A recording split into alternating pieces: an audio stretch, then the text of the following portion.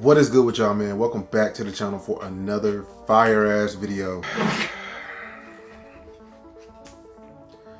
Today we're gonna be talking about my ZEV OZ9c V2. First and foremost, we are clear. All right, man. This is my build so far. I'm actually gonna end up putting this one on the OG GLOCCATO, and then I'm gonna put the Surefire on here. We got some business to talk about, man. This has been probably one of the most frustrating guns I bought. Typically I'm pretty good at like figuring stuff out, but this has been a mother, and we're gonna get to that a little later. But first and foremost, I want to give y'all the proper introduction, man. We're gonna go over all the specs real quick, and then we'll make our way to the cons of the gun. Well, I'll say the pros of the gun, and then I'll say the cons of it. I really haven't had the gun that long to really just say, oh, these are all the pros to it. But we're gonna talk about some cons. This is pretty much a Gucci Glock. ZEV Industries makes this gun, and let's go over some of the and it's pretty much this is pretty much meant to be a completed Glock. Like everything that somebody with a Glock will buy, this would have all the bells and whistles, right? So of course we got the red fiber optic. Of course we got the burner platter on there. That does not come with the gun, but this is on my gun. We got the barrel, all that kind of stuff. We got a lot of slide cuts, and you know, just a lot of detail in the actual gun itself. We got stippling right here, and then of course we got the stippling on the actual gun.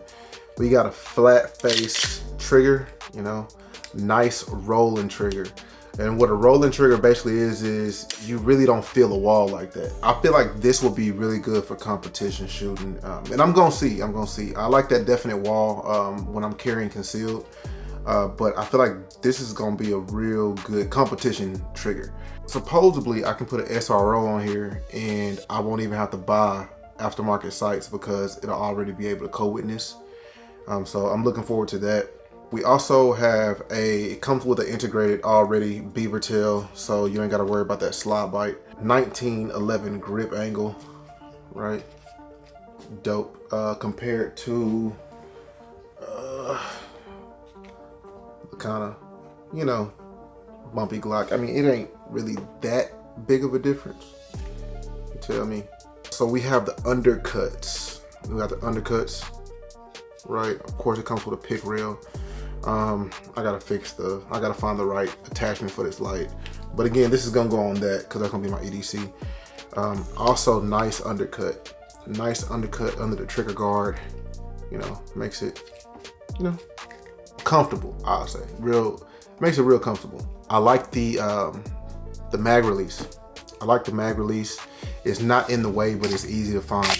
Now, of course, y'all know I'm the biggest fan of 19 grips just because it seats my hand in there, especially when there is a flared mag well.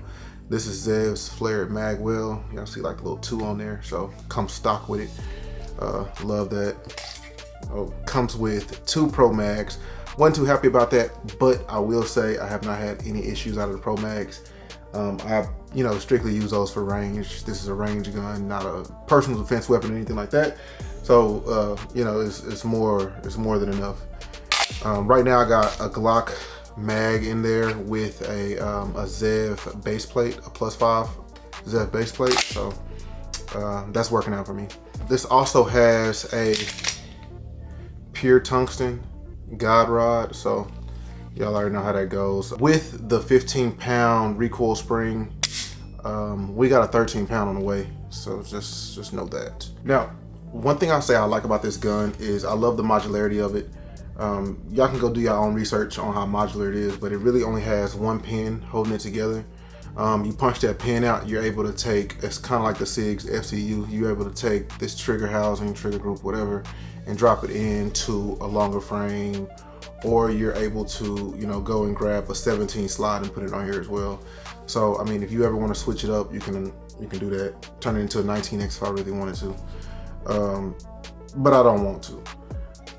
19 is where the heart is at. I really like the 1911 grip angle, just because it feels like it points more naturally. You know, it just points more naturally. I find myself finding the target, you know, a little bit easier with this.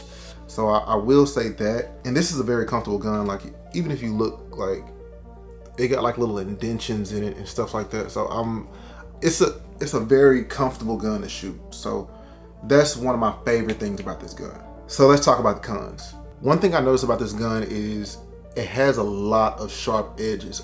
Not so much now, but I find myself kind of cutting or scratching myself against these sharp edges. It's just sharp. This is a very sharp gun. Is it a make or break? Not really, but that is something that I ran into. This is a very, I didn't found myself scratching myself a few times with this gun. Because of it being sharp, I really wouldn't feel comfortable like actually concealed carrying this, because I feel like it'll get snagged on something.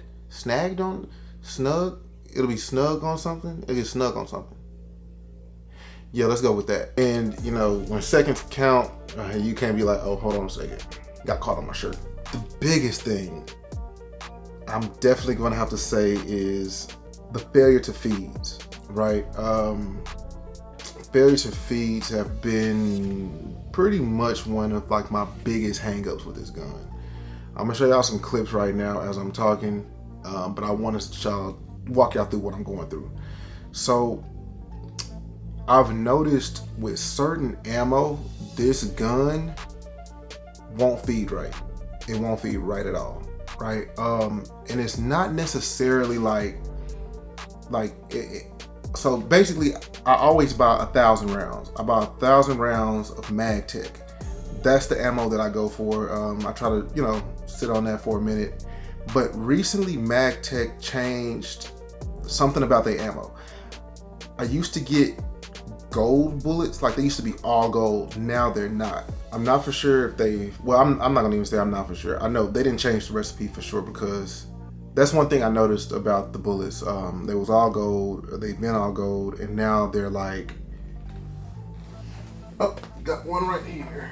So now they have like the little kind of brass top with the goldish brass, you know, shells. But at first, the whole thing used to be completely gold. Like it matched the casing, right? So now when I load these into my gun, and it's just this specific gun, might I add, it doesn't fully, the slide doesn't fully go forward, which won't allow the gun to shoot. So imagine buying this new gun for $15,000. I'm lying. $1,400-$1,500, and you can't shoot it because the rounds that you had just bought don't work. For whatever reason, it will not cycle those rounds, right? But in its defense, it cycles through the Glock, it cycles through everything else, but it will not cycle the new brass.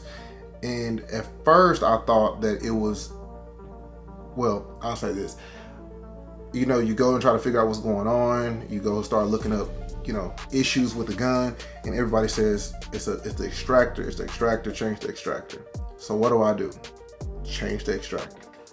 Where's that baby at? This is the ZEV extractor, and I changed it. Got me a OEM Glock extractor in that thing, you know?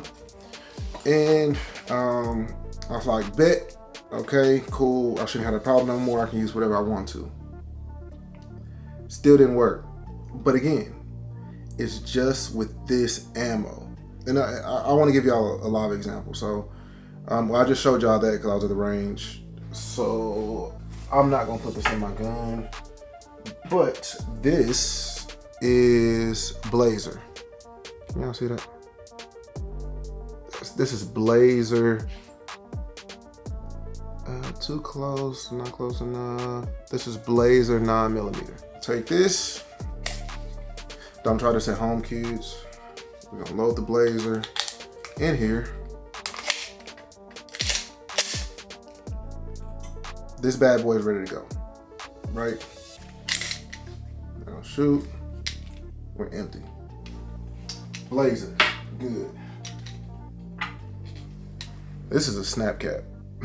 This is just for practice, right?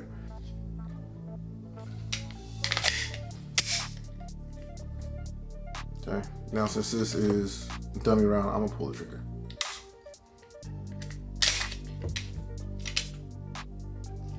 It functions. Let me see if I got some more ammo. I typically keep a jar of ammo on my desk. I always be having like bullets and stuff in my pockets. So I just kind of throw them in here like loose change. Did anybody else do that? Let me know in the comments. Okay, so I got a FC Lugger, FC, it says FC, whatever. And then I just pulled out a Winchester. I'm gonna assume this is that Winchester white box. All right, I hope y'all can see that. Yeah, I hope y'all can see that. All right, so let's see if this works. Same thing. We finna try the Winchester. Put this in there. Drop it. And that gun is in full battery, ready to go. All right. We good. Put that back in there. This is that FC. Same thing. And I think I'm gonna go ahead and show y'all anyway, just so y'all know what I'm talking about. This bad boy is in full battery and it's ready to go. Boom. Boom, right? But watch this. This right here is that MagTech ammo. Watch.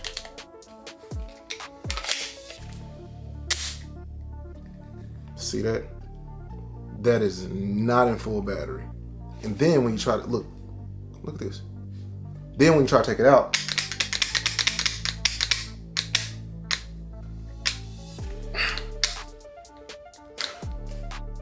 that's what you're stuck with. All right, so got it taken out. So I'm not for sure if it's an extractor issue or a build issue or what, just based on how the guns are built. But this thing is giving me some woes, the blues, one would say. But one thing I would say is, yeah, I don't think I'll be buying MagTech anymore for a while, I'll say. Just because this is gonna be my competition gun, and it cycles everything else except this new recipe that MagTech got. So I'm not, like, again, I'm not gonna say it's the fault of the gun, but it surprises me because my Glock can cycle this, but this one can't, and I don't know why. I don't know. Y'all let me know y'all thoughts in the comment section, man. This one took me for a loop, but as y'all seen, you know, it cycles everything else. SRO coming soon, and then I think I'll be just about ready to really make this my full-time competition gun. So let me know what y'all think in the comment section, man. I actually, I'm gonna need that SRO.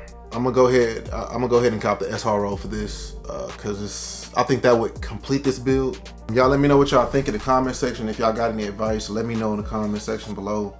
I feel like I done tried everything with the extractor, with everything, but it just, to me, it just still doesn't make sense, because why does it cycle everything else except for this particular type of MagTech?